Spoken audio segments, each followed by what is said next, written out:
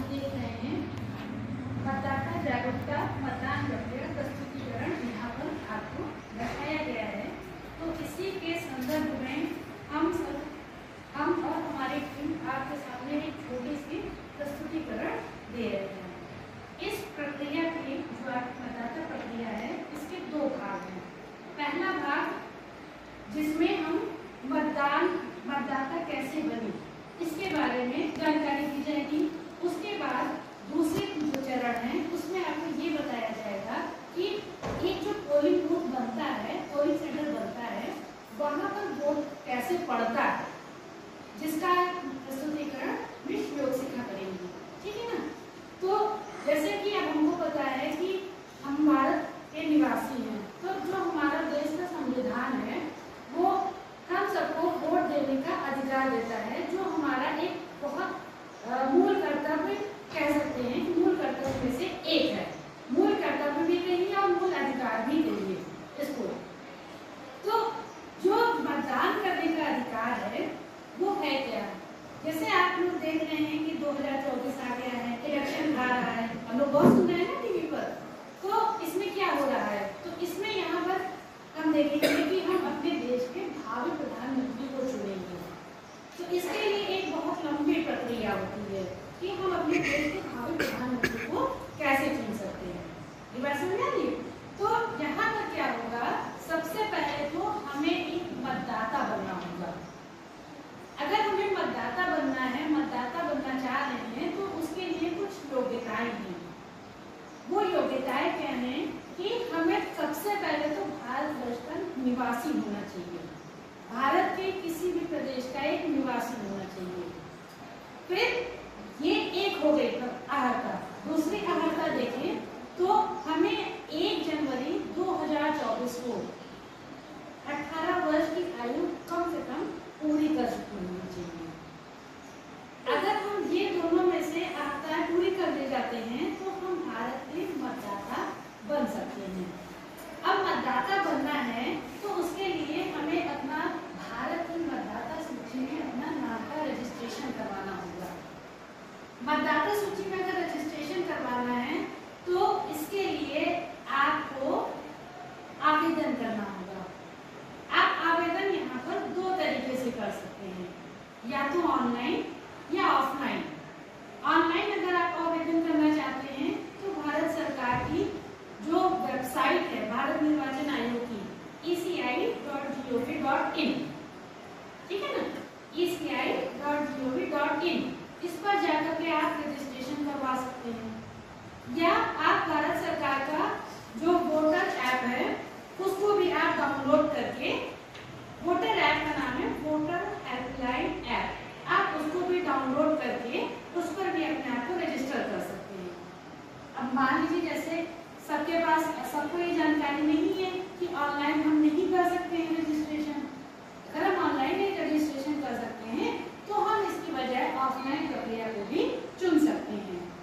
Offline प्रक्रिया में आप किसी भी सरकारी कार्यालय में ऑफलाइन उप जिलाधिकारी के निर्वाचन कार्यालय में जाकर के वहां पर अपना रजिस्ट्रेशन करवा सकते हैं।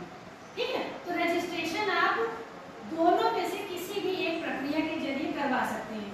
अब ये आपके ऊपर है जिसमें आप सहज होकर के रजिस्ट्रेशन करवा सकते हैं। अब यहाँ पर आपको रजिस्ट्रेशन करने के लिए करना क्या है? अगर आप ऑफलाइन प्रक्रिया में जाते हैं, ऑनलाइन प्रक्रिया में भी आपको फॉर्म मिलेगा, उसमें आप अपनी सारी डिटेल्स को फिल कर लीजिए, फिर उसके बाद आप वहाँ पर रजिस्टर हो सकते हैं। और अगर आप ऑफलाइन प्रक्रिया में जाते हैं, यानी किसी बीएलओ के जरिए जाते हैं या निर्वाचन कार्यालय के जरिए जाते हैं, तो उसमें आपको क्या करना होगा? सबसे पहले अपना जन्म तिथि प्रमाण पत्र और जो निवास प्रमाण पत्र और जो आपकी एक फोटो, ये 3 मेन डॉक्यूमेंट लेकर के जाएंगे। और जब आप कार्यालय पर जाएंगे तो वहां से आपको फॉर्म 6 मिलेगा। अगर आप नए मतदाता बन रहे हैं, अगर आप नए मतदाता बन रहे हैं तो वहां से आपको फॉर्म 6 मिलेगा। उस फॉर्म को फिल करके और ये सारे डॉक्यूमेंट अटैच करके आप उसको सबमिट कर देंगे। और अगर आपको मान लीजिए करेक्शन कराना है, कुछ संशोधन कराना है, तो आप फॉर्म 7 को भर सकते हैं। और जो दिव्यांगजन हैं उनके लिए भी सुविधा है, वो लोग फॉर्म 8 को भर करके वो अपना रजिस्ट्रेशन करवा सकते हैं। ठीक है ना। तो आपके पास 3 ऑप्शन है। अगर आप नए मतदाता बन रहे हैं तो फॉर्म 6 का प्रयोग करिए, और अगर आपको कुछ करेक्शन कराना है तो फॉर्म 7 को भर सकते हैं, और अगर दिव्यांगजन है तो उनके लिए फॉर्म 8 भी अवेलेबल है। तो इस तरह से आप ऑफलाइन प्रक्रिया के तहत जा करके अपने आप को रजिस्टर करवा सकते हैं। और जब आप रजिस्ट्रेशन करवा लेंगे तो आपको यहाँ से जो भारत सरकार की मतदाता सूची में शामिल होने का मौका मिल जाएगा। समझ रहे मेरी बात को? तो यहाँ पर आपको ऑप्शन दिए गए हैं कि आप कौन सी प्रक्रिया के जरिए जाना चाहते हैं। अगर मान लीजिए आपको किसी तरह का संदेह है, आपको जानकारी नहीं समझ में आ रही है, कोई डाउट है, तो आपको इसके लिए भारत सरकार ने हेल्पलाइन नंबर भी जारी किया है। इसका हेल्पलाइन नंबर है 1800 180 1950 1800 180 1950। आप इसके जरिए भी आप अपनी जानकारी को वहां से हासिल कर सकते हैं। ठीक है ना बच्चों? तो अब यहाँ पर ये जो एक प्रक्रिया आपको बताई कि आप भारत सरकार में भारत के नागरिक अगर हैं तो आप अपने आप को वोट के लिए कैसे रजिस्टर कर सकते हैं। जब आपका नाम लिस्ट में आ जाए और आप वेरीफाई हो जाए कि आप इसमें एलिजिबल हो चुके हैं, तब आप भारत लोकतंत्र का पर्व चल रहा है, लोकतंत्र का उत्सव है, उसमें हम भाग ले सकते हैं। अब कैसे इसमें आगे की प्रक्रिया होती है, जब आप पोलिंग बूथ पर आप कैसे पहुंचेंगे, आप वहां पर क्या क्या प्रक्रिया होती है, कैसे आप अपना वोट डाल सकते हैं, इन सब प्रक्रियाओं के बारे में आपको मिस सिखाते हैं। आपको जाना कि किस प्रकार हम नए मतदाता बन सकते हैं। अब हम इस प्रक्रिया को जानेंगे कि जब हम नए मतदाता बन जाते हैं, उसके बाद जब हमें वोटिंग का समय आता है, तब हम किस प्रकार से मतदान देते हैं अपना, उस मतदान की प्रक्रिया को इस प्रकार हम यहाँ पर समझा रहे हैं। सबसे पहले नए मतदाता जो है वो पोलिंग बूथ पर आते हैं। पोलिंग बूथ का समय सुबह 7 बजे से, वोट डालने का पोलिंग बूथ पर समय सुबह 7 बजे से शाम को 6 बजे तक होता है। यानी कि सुबह 7 बजे से शाम को 6 बजे तक मतदाता इस बीच में किसी भी समय आकर अपना वोट डाल सकते हैं। सबसे पहले हमारा मतदाता जो है वो पोलिंग बूथ पर अब एंट्री करेगा, प्रवेश करेगा।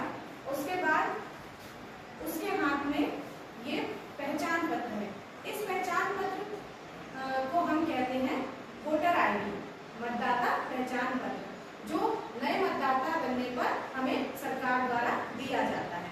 अगर हमारे पास ये नहीं है तो इसके अलावा हम आधार कार्ड या फिर पैन कार्ड दिखाकर अपने मतदान को कर सकते हैं। तो सबसे पहले जो हमारा मतदाता है आने के बाद अपना मतदान का जो वोटर आईडी कार्ड है वो पहले मतदान करने को दिखाएगा।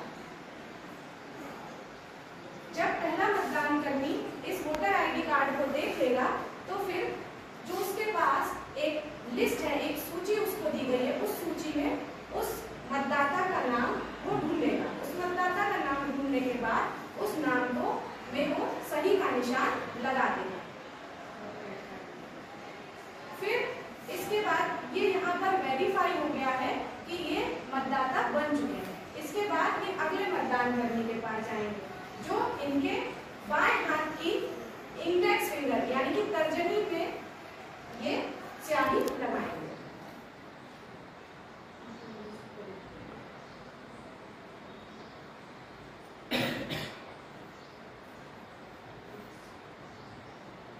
ये इनकी बाएं हाथ की उंगली में स्याही लगा दी गई। अब ये तीसरे मतदान कर्मी के पास जाएंगे, जो इनकी उंगली की स्याही को देखेगा और इनका फॉर्म नंबर 17 क में इनका हस्ताक्षर करवाएगा। हस्ताक्षर करवाएंगे। ऐसे खड़ी हो तो साइड में दिखाई देना, उल्टा इधर इधर से करो, इधर ऐसे इधर से।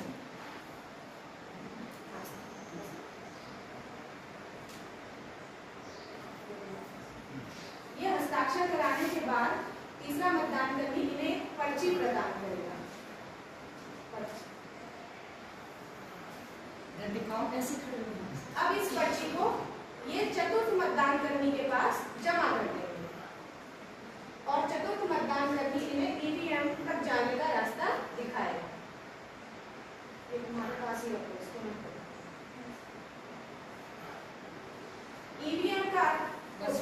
वहीं सही रहो। इलेक्ट्रॉनिक वोटिंग मशीन, यानी कि ये एक मशीन होती है जिसमें आपके उम्मीदवारों के और पार्टियों के नाम और उम्मीदवारों के नाम लिखे रहते हैं।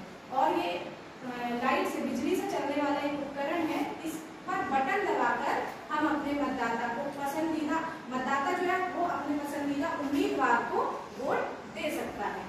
अगर यदि आपको जो भी उम्मीदवारों के नाम दिए गए हैं उनमें से आप किसी को पसंद नहीं करते हैं, चिन्ह भी बना, सभी के चुनाव चिन्ह भी उनके सामने दिए रहते हैं, यदि आपका उम्मीदवार पसंद का उनमें से कोई भी नहीं है तो सबसे आखिर में नोटा, यानी कि none of the above, Hindi में इनमें से कोई नहीं का भी एक विकल्प उपलब्ध रहता है।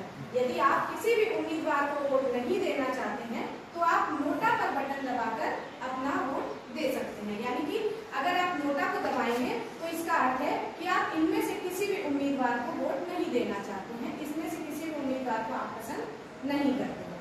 फिर जब हम ईवीएम पर बटन दबाते हैं तो उसके साथ में ही एक वीवीपैट वोटर वेरीफाइड जो एक मशीन रहती है वो उसमें वहाँ पर कनेक्टेड रहती है। तो जब हम डालते हैं, वोट डालते हैं, तो एक बीप की आवाज आती है जिसके साथ में वो जो वोटर वेरीफाइड वीवीपैट है उस पर हम 7 सेकंड के लिए एक छवि प्रदर्शित होती है। वो छवि वही छवि होगी जिस उम्मीदवार को आपने वोट दिया है उसके चुनाव चिन्ह की और उसके नाम की छवि प्रदर्शित होगी। 7 सेकंड में आप ये वेरीफाई कर सकते हैं कि हमने जो बटन ईवीएम पर दबाया है उसी का चिन्ह उस पर प्रदर्शित हो रहा है या नहीं। उसके बाद जब मतदाता ईवीएम पर अपना बटन दबाकर अपना मतदान दे देता है उसके बाद वो वापस घर जा सकता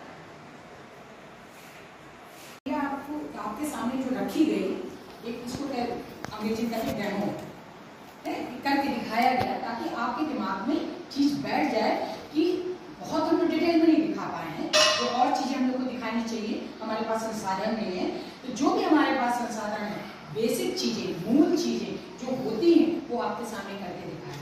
जिस दिन आप वोट डालने जाएंगे, जो हमारे विद्यालय की 18 साल की बच्ची हो गई है जनवरी में, वो जब वोट डालने जाएगी ना तो उसके दिमाग में रहेगा हम अपना आई कार्ड लेके जाएं, फिर हमारी चेकिंग होगी, फिर हमारी सैनिक लगाया जाएगा, फिर हमको जिस पार्टी को या जिस भी नेता को जो भी खड़ा हुआ है चुनाव, उसके चुनाव चिन्ह के आगे सब लाइट जलती रहती है। आप जब मशीन में देखोगे ना तो उसके दिमाग में रहेगा उस बच्ची के, तो उस बटन को दबा करके और अपना संतुष्ट हो जाएगी कि नहीं, हमने इस पार्टी को चाहा है, हम इस व्यक्ति को चाहते हैं कि हमारे देश का प्रधानमंत्री बने या हमारे देश का अगुआ बने या हमारे देश का नेता बने। तो हमने जिसको डाला है वही चीज वीवीपैट पे दिखाई दे रहा है और हम संतुष्ट हैं। अब हम वोट डाल चुके मतदाता हैं, एक हम जिम्मेदार मतदाता और फिर अपने घर चला जाता है।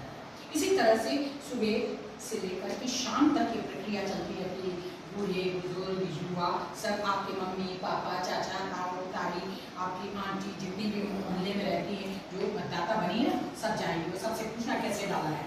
तो आपको समझाया गया, आपको ये चीज पता होना चाहिए। क्यों? क्योंकि आप हमारे भारत देश की नागरिक हैं। तो कितने संक्षेप में मैम ने सरल और सहज सुलभ ढंग से आपको कितने अच्छे से समझा दिया। सब बच्चों को समझ में आ गया।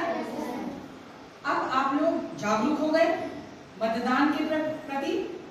एक होता है मतदान और एक होता है मतदाता। मतदाता आप हैं, हम सब हैं। और मतदान अब अभी 20 तारीख को होने वाला है, आपको पता है 20 तारीख को उत्तर प्रदेश में वोट डाला जाएगा।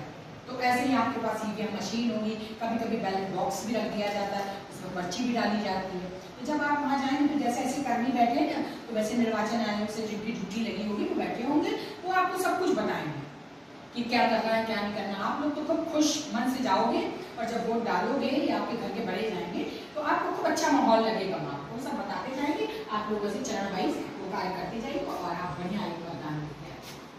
तो देखो अंत में हम लोग 4 लाइन पढ़ के सुनाते हैं और अगर तुम्हें अच्छा लगे तो जोरदार ताली बजाएं। याद रखना, ठीक है। मत से बड़ा न कोई का, मत से बड़ा न कोई का, 100% मत देना करो स्वीकार। 100% वोट डालना चाहिए। हर घर से जो वोटर हैं उनको जाना चाहिए और आप लोग को भेजना भी चाहिए। मत से ही मिलेगा रोजगार, मत से ही बसेगा घर परिवार।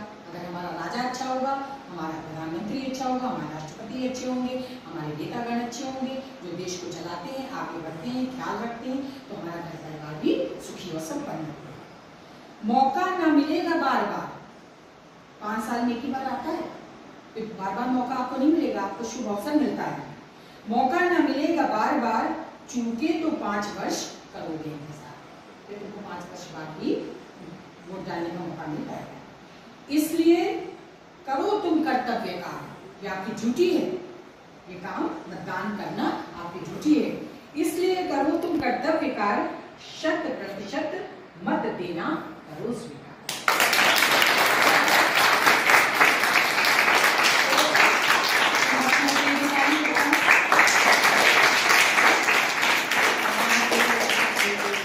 शिक्षकगण के लिए